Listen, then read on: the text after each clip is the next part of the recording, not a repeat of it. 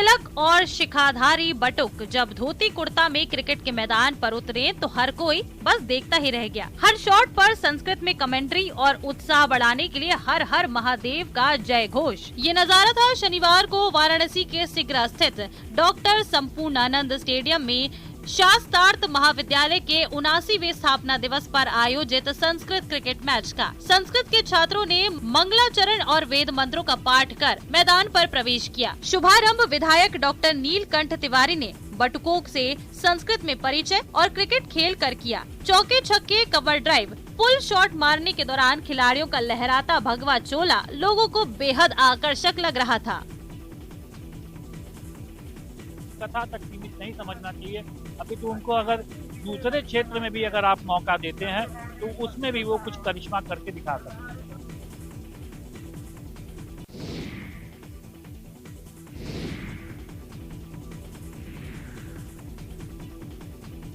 ये वाराणसी की वो गुलाबी मीनाकारी है जिसका लोहा दुनिया मानती है। जी हाँ, बनारस की साड़ी, पान और यहाँ की मिठाई के अलावा गुलाबी मीनाकारी भी पूरे विश्व में धूम मचा रही है। खास बात यह है कि ये कला अमेरिका के व्हाइट हाउस से लेकर ऑस्ट्रेलिया तक में अपनी चमक बिखेर रही है। G20 सम्मेलन में आने वाले मेहमानों का स्वागत बनारस के गुलाबी मीनाकारी से किया जाएगा।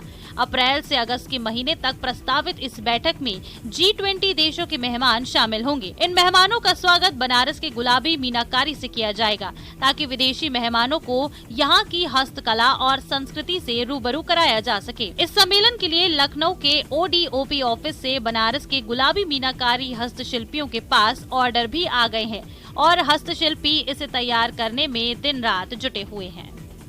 बहुत सारे ऑर्डर मिले हैं जिनमें कपलिंग प्रमुख है अभी, और इसके अलावा मोर भी हैं और भी सारी चीज़ें हैं, लेकिन कपलिंग प्रमुख है। करीब 2000 पीस कपलिंग का ऑर्डर मिला है, वो हम लोग पूरा कर रहे हैं और करीब करीब पूरा हो चुका है। 9 को हम लोग को ऑर्डर मिला था और 8 तक को देना था, तो वो पूरा ही हो गया है।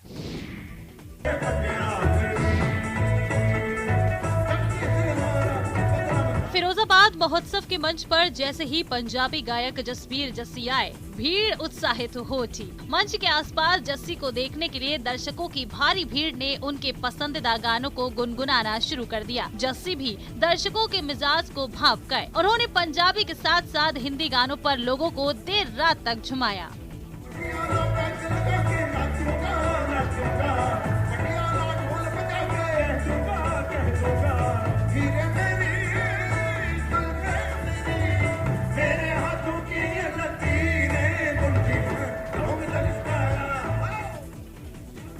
सबसे पहले जस्सी ने फिरोजाबाद के लोगों का आभार जताया। इसके बाद बाबा बुल्ले शाह को याद कर सूफियाना गाना आवानी सयोनी सुनाकर लोगों को झूमने पर मजबूर कर दिया। इसके बाद उन्होंने दर्शकों का स्वाद बदला और हिंदी फिल्मों के गीत गाए। जस्सी ने नॉन स्टॉप गीत गाकर लोगों का दिल जीत लिया। जनता की तालियों ने भी कलाकारों का खूब हौसला बढ़ाया।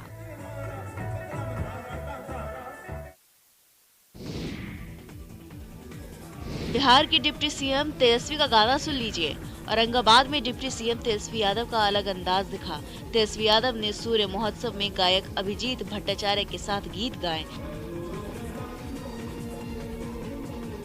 बता दें कि देव में सूर्य महोत्सव का आयोजन हुआ है, जिसका उद्घाटन डिप्टी सीएम तेजस्वी यादव ने किया। दरअसल सूर्य महोत्सव के मंच से जब गायक अभिजीत भट्टाचार्य के साथ उप मुख्यमंत्री तेजस्वी यादव ने मंच साझा किया तो दर्शक थिरकने लगे। हुआ यह कि अभिजीत धड़कन फिल्म की तुम दिल की धड़कन में रहते हो गीत की प्रस्तुति दे रहे थे। दर्शक झूम रहे थे। इसी बीच सिंगर अभिजीत ने तेजस्वी को मंच पर बुलाया और साथ गाने को कहा। तेजस्वी ने अभिजीत के साथ तुम दिल की धड़कन में रहते हो गीत गाकर दर्शकों को खूब झुमाया।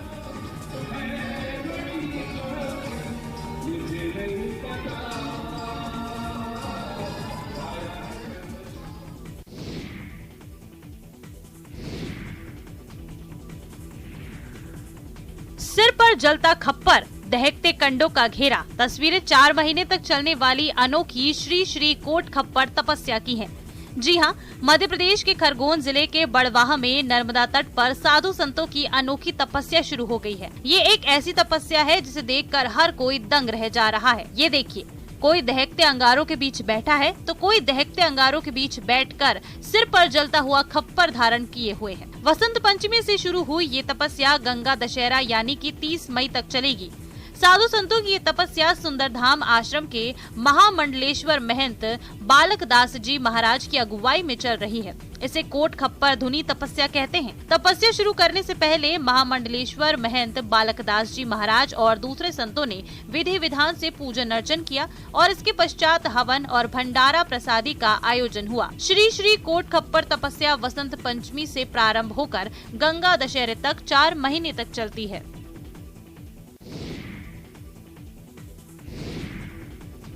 राष्ट्रपति भवन के मुगल गार्डन का नाम बदल गया है। अब इसे अमृत उद्यान कर दिया गया है। रविवार को राष्ट्रपति द्रौपदी मुर्मू ने अमृत उद्यान की आधिकारिक शुरुआत की। अमृत उद्यान 31 जनवरी से जनता के लिए खुलेगा, जो 26 मार्च तक खुला रहेगा। मुगल गार्डन का नाम बदलने को लेकर राजनीतिक बयानबाजी भी तेज हो चुकी है। बीजेपी के कई नेताओं ने मुगल गार्डन का नाम बदलकर अमृत उद्यान करने के फैसले को ऐतिहासिक करार देते हुए इसका स्वागत किया। उन्होंने कहा कि ये दिखाता है कि भारत गुलामी की मानसिकता से बाहर निकल रहा है। हर भारतीय इस निर्णय से बहुत खुश होगा कि मुगल गार्डन जो एक कलंक की तरह था हमारे ऊपर, भारत के ऊपर, उसको हटा करके आज उसका नाम अमृत उद्यान कर दिया गया। अमृत महोत्सव चल रहा है। भारत की आजादी का अमृत काल है और उद्यान अमृत मात्र नाम नहीं पड़ा है, अब वहाँ से अमृत की वर्षा भी होगी। पीएम नरेंद्र मोदी ने रविवार को मन की बात कार्यक्रम में ई वेस्ट को लेकर चिंता जाहिर की है। उन्होंने कहा कि अगर ई कचरा को ठीक से व्यवस्थित नहीं किया गया तो पर्यावरण को भी नुकसान पहुंच सकता है, लेकिन अगर सावधानी पूर्वक ऐसा किया जाता है तो ये रिसाइकल और रीयूज की सर्कुलर इकोनॉमी की बहुत बड़ी ताकत बन सकती है। पीएम मोदी ने कहा कि आज के लेटेस्ट डिवाइस भविष्य के ई वेस्ट भी होते हैं। जब भी कोई नया डिवाइस खरीदता है या फिर अपनी पुरानी डिवाइस को बदलता है तो ये ध्यान रखना जरूरी हो जाता है कि उसे सही तरीके से डिस्कार्ड किया जाता है या नहीं। पीएम मोदी ने संयुक्त राष्ट्र की एक रिपोर्ट का जिक्र करते हुए बताया कि हर साल 50 मिलियन टन ई वेस्ट फेंका जा रहा है। आज के लेटेस्ट डिवाइस भविष्य के ई वेस्ट भी होते हैं। जब भी कोई नई डिवाइस खरीदता है या फिर अपनी पुरानी डिवाइस को बदलता है तो यह ध्यान रखना जरूरी हो जाता है कि उसे सही तरीके से डिस्कार्ड किया जाता है या नहीं। अगर ई वेस्ट को ठीक से डिस्पोज नहीं किया गया तो यह हमारे पर्यावरण को भी नुकसान पहुंचा सकता है। लेकिन अगर सावधानी पूर्वक ऐसा किया जाता है तो ये रिसाइकल और रीयूज की सर्कुलर इकोनॉमी की बहुत बड़ी ताकत बन सकता है। संयुक्त राष्ट्र की एक रिपोर्ट में बताया गया था कि हर साल 50 मिलियन टन ई वेस्ट फेंका जा रहा है। आप अंदाजा लगा सकते हैं कि कितना होता है। मानव इतिहास में जितने कमर्शियल प्लेन बने हैं उन सभी का वजन मिला दिया जाए तो भी जितना ई वेस्ट निकल रहा है उसके बराबर नहीं होगा। ये ऐसा है जैसे हर सेकंड 800 लैपटॉप फेंक दिए जा रहे हो। आप जानकर चौंक जाएंगे कि अलग अलग प्रोसेस के जरिए इस ई वेस्ट से करीब 17 प्रकार के प्रेशियस मेटल्स निकाले जा सकते हैं। इसमें गोल्ड, सिल्वर, कॉपर और निकल शामिल है। इसलिए ई वेस्ट का सदुपयोग करना कचरे को कंचन बनाने से कम नहीं है।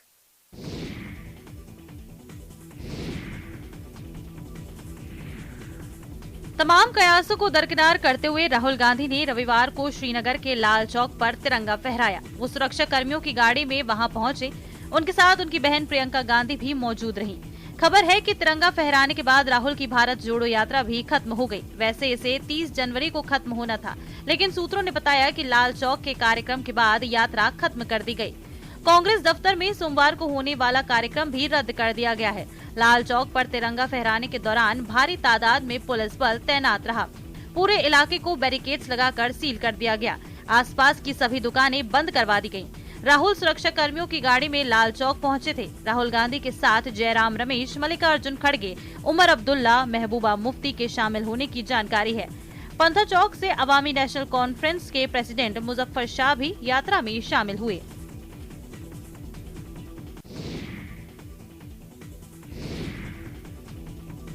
कहते हैं ना कि जोड़ियां आसमान से ही बनकर आती हैं। अगर आपको इस कहावत पर विश्वास नहीं हो तो देखिए इस नव विवाहित जोड़े को, जिन्हें भगवान ने एक दूसरे के लिए गढ़ा है। राजसमंद के माणक नगर के रहने वाले ऋषभ की शादी के वीडियो और फोटो इन दिनों सोशल मीडिया पर सुर्खियां बटोर रहे हैं। दरअसल ऋषभ की हाइट केवल 3 फीट 7 इंच है। ऐसे में परिवार वालों को उसकी शादी को लेकर काफी चिंता थी।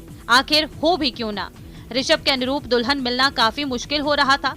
लेकिन तभी जोधपुर से एक रिश्ता आया साक्षी नाम की लड़की का, जिसकी हाइट सिर्फ 3 फीट 7 इंच है। ऐसे में देर किस बात की थी। ऋषभ और साक्षी के परिवार वालों की बड़ी परेशानी दूर हो गई और दोनों की शादी 26 जनवरी को बड़े धूमधाम से संपन्न हुई।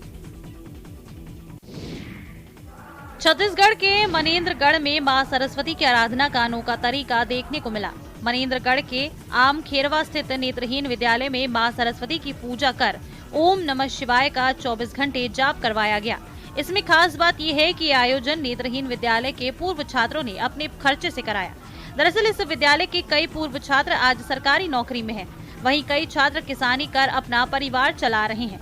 आपको बता दें कि मनेन्द्रगढ़ में लंबे समय से नेत्रहीन विद्यालय का संचालन हो रहा है। यहाँ छत्तीसगढ़ के अलावा मध्य प्रदेश के बच्चे भी शिक्षा अर्जन करते हैं।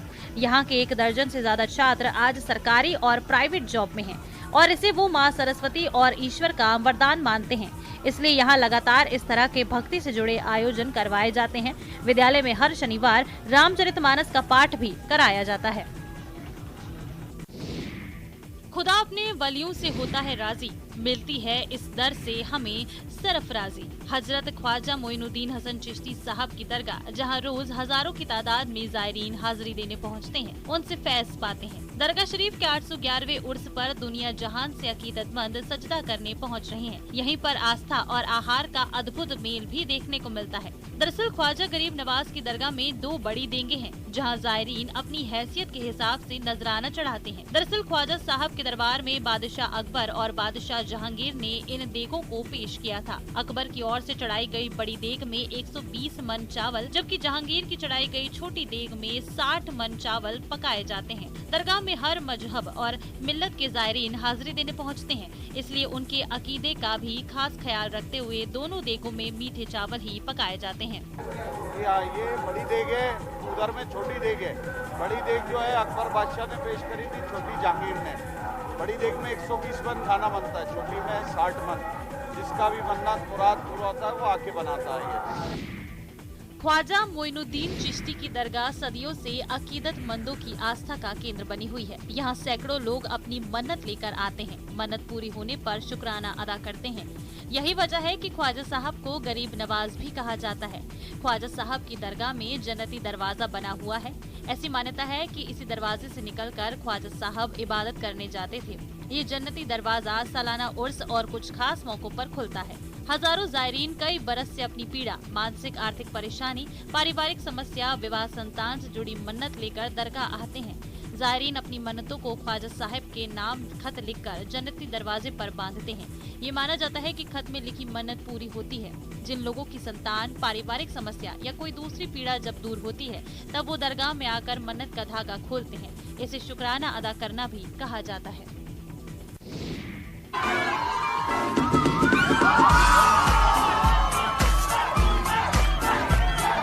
काला चश्मा सॉन्ग का क्रेज खत्म होने का नाम ही नहीं ले रहा है। सोशल मीडिया इन्फ्लुएंसर्स से लेकर मशहूर हस्तियां और आम लोग सभी इस गाने के बजते ही थिरकने लगते हैं। ऐसा ही एक वीडियो जिसमें Norwegian dance group cake style में एक शादी में बॉलीवुड सॉन्ग काला चश्मा पर नाच रहे हैं। इस डांस की कोरियोग्राफी ने इंटरनेट पर तूफान ला दिया है। एक बार फिर ताइवान के एक डांस ग्रुप की एक शादी में की गई कोरियोग्राफी सोशल मीडिया पर तेजी से वायरल हो रही है। वीडियो में ग्रुप को बादशाह की फिल्म बार बार देखो के काला चश्मा पर थिरकते हुए देखा जा सकता है।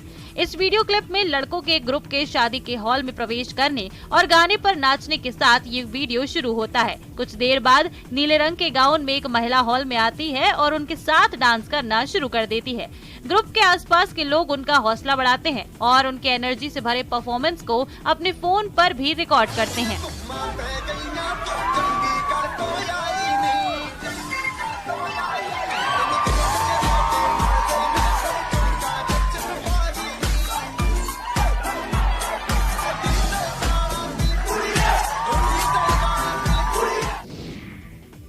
राजस्थान में बदले मौसम ने किसानों को खून के आंसू रुला दिए हैं। उदयपुर में हुई जबरदस्त ओलावृष्टि से किसानों की खेती में खड़ी फसलें पूरी तरह से ओलों में दब गई हैं। उदयपुर में रविवार को अलसुबह इस कदर ओले गिरे कि उसने किसानों को रुला डाला।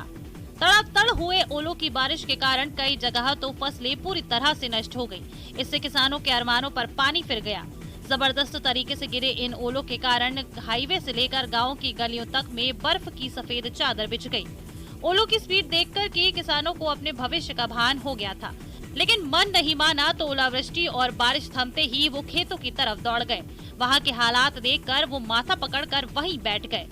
पहले फसलों को पाले ने मार डाला था और अब रही सही कसर ओलों ने पूरी कर दी।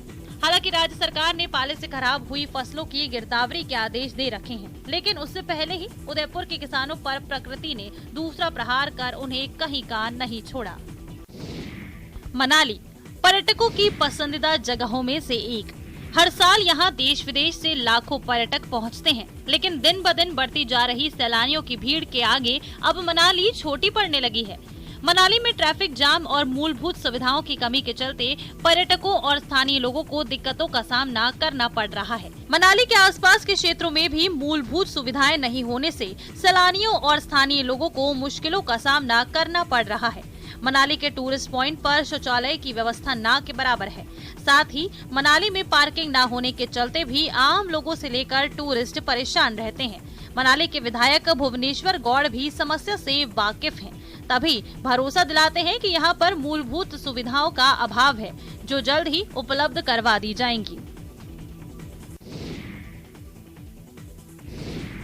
उत्तर प्रदेश के कौशाम्बी में धर्मांतरण का एक और मामला सामने आया है। असाढ़ा गांव का रहने वाला उदयराज कोरी मुंबई से अहमद हुसैन बनकर लौटा तो उसका पूरा परिवार परेशान हो गया। कमाने के सिलसिले से मुंबई गया उदयराज जब वापस घर लौटा तो मोहम्मद हुसैन बन चुका था। परिवार वालों को जब धर्मांतरण की भनक लगी तो उनके होश फाख्ता हो गए।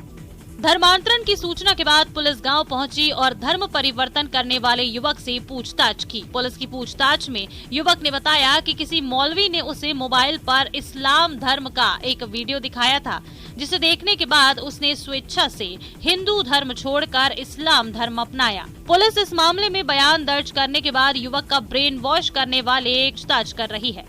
माना जा रहा है कि पुलिस जल्द ही धर्मांतरण कराने वाले मौलवी को गिरफ्तार करने के लिए मुंबई रवाना होगी। बहरहाल युवक के धर्मांतरण से उसका पूरा परिवार बेहद परेशान है। धर्मांतरण करने वाले शख्स की मां फूलकली ने बताया कि वो अपने बेटे को समझा रही है। उसे पूरी उम्मीद है कि उसका बेटा मुस्लिम धर्म छोड़कर वापस हिंदू धर्म अपना लेगा।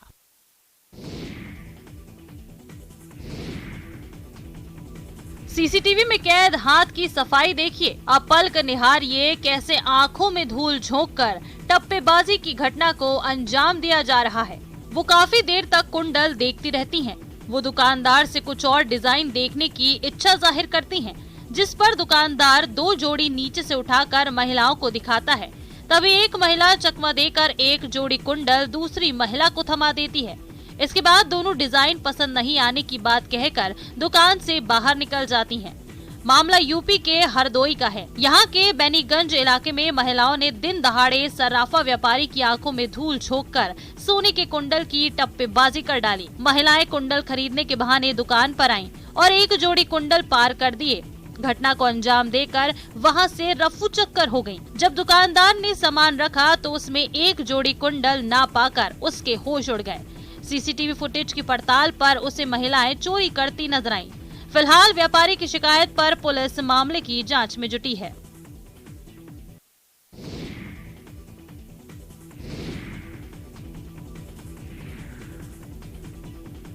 सेब के सूखे हुए बाग में पसीना बहा रहे ये किसान हिमाचल प्रदेश के शिमला के हैं। यकीन नहीं हो रहा ना कि ये सूखे हुए पेड़ सेब के हैं। उस सेब के जिसकी बागवानी हिमाचल प्रदेश की अर्थव्यवस्था में अहम भूमिका निभाती है। कोविड काल में हिमाचल प्रदेश की विकास दर राष्ट्रीय औसत से ऊपर रही तो इसमें बागवानी का अहम योगदान रहा है। बेशक 100 साल पहले सेब का पौधा अमेरिका से आया, लेकिन इसके बाद बागवानों ने इसे आगे बढ़ाने में कड़ी मेहनत की। आज हिमाचल प्रदेश के शिमला, कुल्लू, मंडी, किन्नौर, सिरमौर, चंबा, सोलन में सेब उगाया जा रहा है। लेकिन आपके टीवी स्क्रीन पर नजर आ रही तस्वीरें शिमला की हैं। यहाँ के सेब किसान परेशान हैं। जी हाँ, मौसम का बदलता मिजाज और देर से हो रही बर्फबारी ने किसानों को हलकान कर रखा है। 25-30 साल पहले बर्फ बहुत गिरती थी और बहुत कम गिर रही है बर्फ वगैरह नहीं। हाँ, तो इससे किसानों को बहुत प्रॉब्लम हो रही है। बर्फ इस महीने अक्टूबर नवंबर में अगर हमारे को बर्फ गिर जाए वो खाद के बराबर होती है। यूपी के मेरठ में गाड़ियों के स्टंट के वीडियो आए दिन सामने आ रहे हैं। अब सोशल मीडिया पर स्कॉर्पियो की छत पर खुलेआम स्टंट करते हुए एक वीडियो वायरल हो रहा है। ये वीडियो मेरठ का बताया जा रहा है। एसपी ट्रैफिक ने वीडियो की जांच के निर्देश दिए हैं। गाड़ी का नंबर पता करने के बाद मोटर व्हीकल एक्ट में मुकदमा दर्ज किया जाएगा। शुक्रवार को सोशल मीडिया पर वायरल वीडियो में युवक स्कॉर्पियो की छत पर चढ़कर स्टंट कर रहे हैं। उसके अलावा कार की दोनों खिड़कियां भी खोलकर लटक रहे हैं। ये स्टंट जानलेवा हो सकता है, इसलिए पुलिस कार के नंबर के आधार पर आरोपियों की पड़ताल कर रही है। एसपी ट्रैफिक जितेंद्र श्रीवास्तव ने बताया कि कार के नंबर के आधार पर पड़ताल कराई जा रही है। अभी तक चर्चा है कि वीडियो चौधरी चरण सिंह विश्वविद्यालय का है, इसलिए कॉलेज में जांच के लिए पुलिस की टीम पहुंच गई है। बता दें कि इसके पहले भी चौधरी चरण सिंह विश्वविद्यालय में पिस्टल के साथ छात्र का वीडियो प्रसारित हुआ था। उस मामले में भी मेडिकल थाना पुलिस को तहरीर दी गई थी, लेकिन पुलिस ने कोई कार्रवाई नहीं की।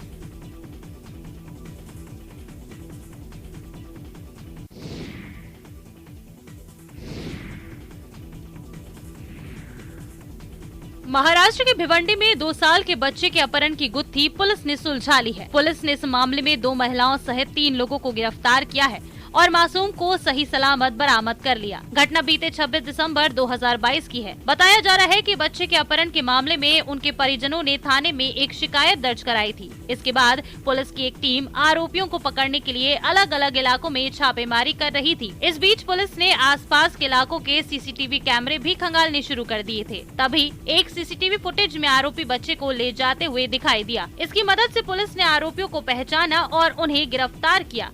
पुलिस के मुताबिक आरोपियों ने बच्चे का अपहरण करने से पहले उसे चॉकलेट देने का लालच दिया। इसी लालच में आकर बच्चा घर से बाहर निकल गया। फिर आरोपी बच्चे को लेकर वहां से भाग निकले। पुलिस ने दबिश दी तो आरोपियों को लगा कि लोग बच्चे को पहचान लेंगे। इस वजह से उसकी पहचान छिपाने के लिए उन्होंने बच्चे के बाल काट दिए। किसी को कोई इन्फॉर्मेशन मिले तो पुलिस को तुरंत बताई जाए, लेकिन उन्होंने उसकी आइडेंटिटी छुपाने के लिए उनके बाल भी कटवाए थे, वो जो आरोपी थी, ताकि वो किसी आजू बाजू के लोग वो जहाँ पे रहती थी वो पहचान नहीं सके वो बच्चे को, इसलिए उनके आइडेंटिटी पूरे बाल छोटे कर दिए थे।